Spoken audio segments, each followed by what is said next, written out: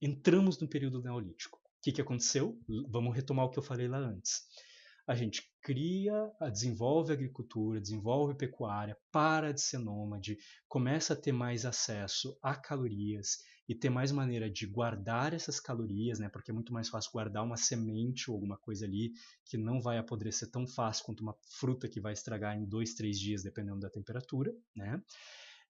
Uma carcaça, né, apesar de ter todo o tratamento ali, cara, é a carne crua ali ainda. Né? Carne é carne, vai estragar muito rápido sem uma geladeira. Então, assim, é, se vocês estão se perguntando agora como é que eles faziam na neve, sim, a neve tem alguns efeitos positivos nesse ponto. Mas, enfim, né? Agora a gente tem maior possibilidade de ter mais pessoas no mesmo lugar. Taca mais pessoas no mesmo lugar. O que acontece?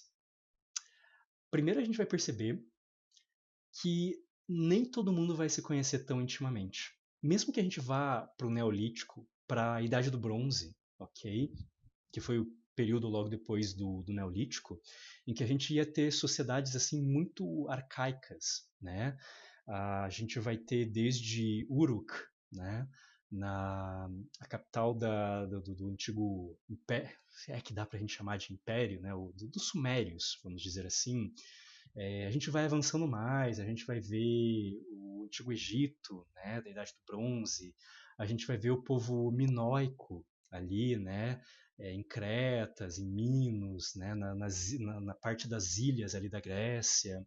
Então a gente vai ter esse triângulo ali principalmente, mas mesmo nessas primeiras cidades, quando a gente vê, né, a gente vai percebendo que, cara, já tem de uma centena, daqui a pouco a gente já está com 1 milhar. Vamos ser bem realistas. Vamos ser muito realistas nesse momento. Conviver no meio de 1.000 pessoas, mesmo que a vida inteira, você vai conhecer muito menos as pessoas do que conviver com 100 pessoas a vida inteira. Você vai ter o teu grupinho, você vai ter os teus amigos, né? Só que talvez tenha pessoas dentro dessa cidade, desse assentamento, que você não tem a menor ideia de quem seja. Ok? Do tipo, cara, eu ouvi falar desse garoto, eu acho que ele é primo de um cara que eu conheci uma vez.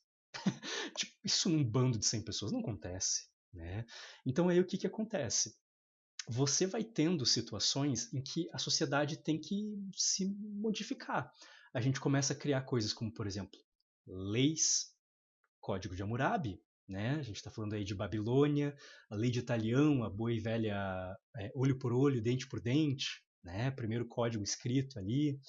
É, então a gente código no sentido de lex, né? De código de lei, né? Então a gente tem ali, por exemplo, esse tipo de coisa. Então a gente precisa começar a criar leis, a gente precisa começar a criar Estado, né? A gente precisa começar a criar sistemas de governo, política para mediar, né? Desde lei até política para mediar conflitos interpessoais, conflitos de grupo, porque racionalmente eu sei que o cara com quem eu briguei, talvez eu não esteja nem aí pro cara, eu nem conhecia esse cara. Né? Ele matou o meu novelho lá, né? Novelho não, meu Deus. Ovelha pequena, bezerro. Enfim, nossa. Novilho? Não. Novilho é um novilho de lã. Eu sei que existe uma palavra, mas está me faltando. Ele matou meu bichinho, né? Foi sem querer, mas assim, foda-se, eu não conheço ele, tô nem aí pra ele. Eu quero ser reparado por isso. Senão eu vou matar um bicho dele lá também e a gente vai ver, vai dar sangue aqui o negócio, daí uma coisa vai piorando a outra, né? E daí a gente precisa resolver isso aqui, porque você não tem essa bounding, esse laço emocional tão grande, e racionalmente falando, você também não tem. As pessoas elas percebem que elas não precisam tanto literalmente umas das outras para sobreviver quanto antigamente. Mas isso racionalmente, né? A gente já chega nesse ponto. As religiões mais institucionalizadas, mesmo na Suméria, que eu estava falando de Uruk e tudo mais, se você vai pegar o. Ai, me fugiu o nome agora. Opa! já está dando aqui um horário. Quando você vai pegar, por exemplo, a Epopeia de Gilgamesh. Você vai ver a Epopeia de Gilgamesh, que é o texto teoricamente mais antigo que a gente já achou até agora. Teoricamente não, né? É o texto mais antigo que a gente já achou até agora, né? Ele estava o mais antigo, se não me engano, estava na base de um monumento assim no centro de uma dessas cidades antigas. E tanto que tem vários pedaços faltando, a gente encontrou outros pedaços em outros lugares e alguns não batem, né? Porque, enfim, enfim. E aí o que que acontece? Quando você vai ver a Epopeia de Gilgamesh, você vai lá ver templos, você vai ver sacerdotes, né? Você tem lá deuses, por exemplo, a deusa Ishtar, né? Você vai ter vários deuses ali já, coisas muito mais institucionalizadas, tá certo? Porque até a religião enquanto instituição, não estou falando a espiritualidade, mas eu estou falando a institucionalização da espiritualidade em religiões institucionalizadas, com grupos de ordenamento e tudo mais, também foi um desses artifícios que nós criamos a partir do momento em que a gente precisava mediar conflitos e fazer todo mundo trabalhar bem em conjunto, mesmo que você não conheça todo mundo ali. Você precisa trabalhar bem com fulano, porque senão você vai para o inferno, ok? Enfim, veja só o quanto que a gente teve que mudar para conseguir desenvolver só o fato de que não é natural para nós muitas vezes ter um conflito com alguém que a gente não conhece e que a gente não precisa dessa pessoa para sobreviver. A gente teve que criar já vários artifícios, várias tecnologias sociais, vamos dizer assim, para conseguir fazer isso funcionar. Agora imagina o nosso organismo, e o nosso cérebro e os nossos instintos no meio de tudo isso. Você realmente acha que nesses menos do que 5% da história da humanidade, a nossa ansiedade social, esse instinto de querer ser bem visto pelos outros, teve tempo realmente para se adaptar? Não, meu amigo, minha amiga, não teve. E essa é a principal hipótese da psicologia evolutiva, que a ansiedade social que a gente sente hoje em dia é esse instinto que não se adaptou. Porque, racionalmente falando, a gente consegue entender que a gente não precisa agradar todo mundo para sobreviver. Mas o nosso organismo instintivamente não consegue compreender completamente essa ideia.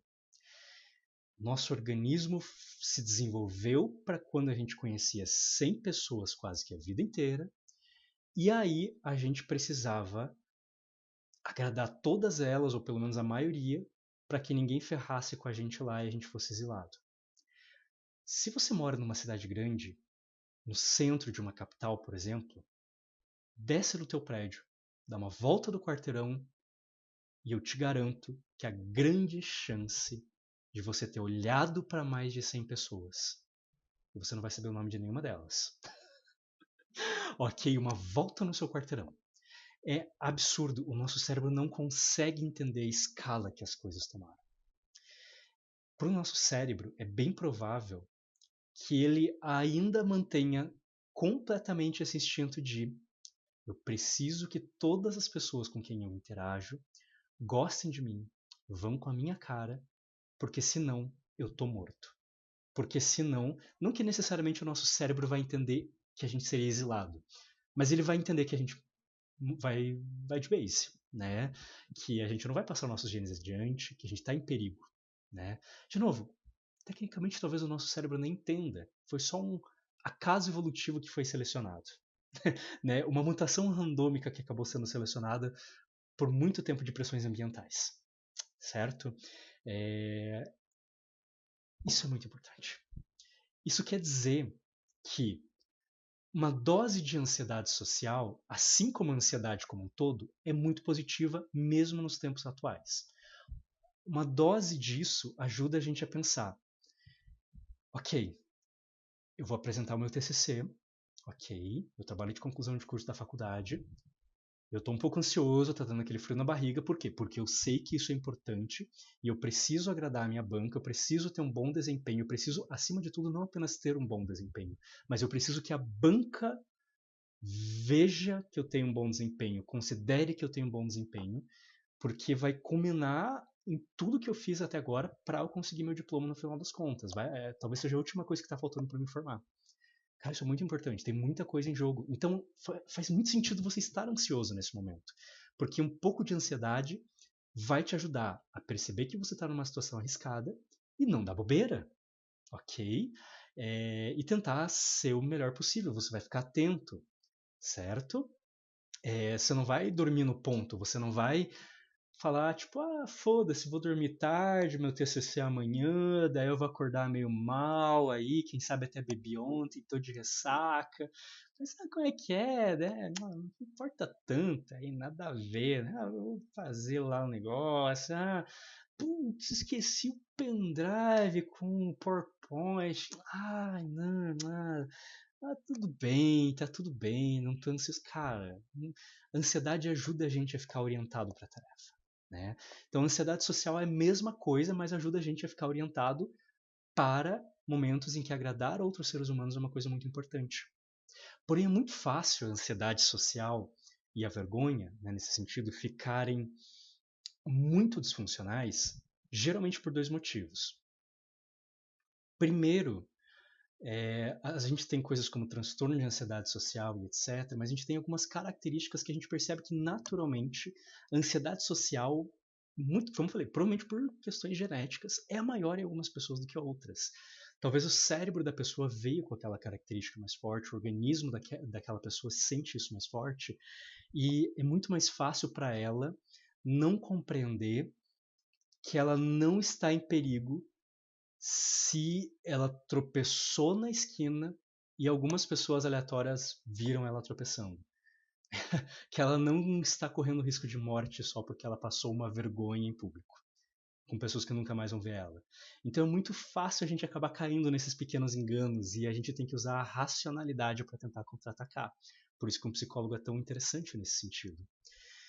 Mas é muito comum também, uma outra coisa que é muito comum, é quando a gente passou por uma criação cujos nossos cuidadores exerceram uma parentalidade, que muitas vezes a gente vai falar lá da teoria dos 4 estilos parentais.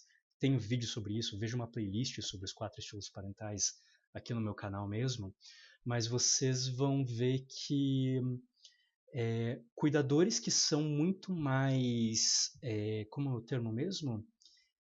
Não é controladores, autoritários, é o termo técnico, né? Geralmente utilizado para isso.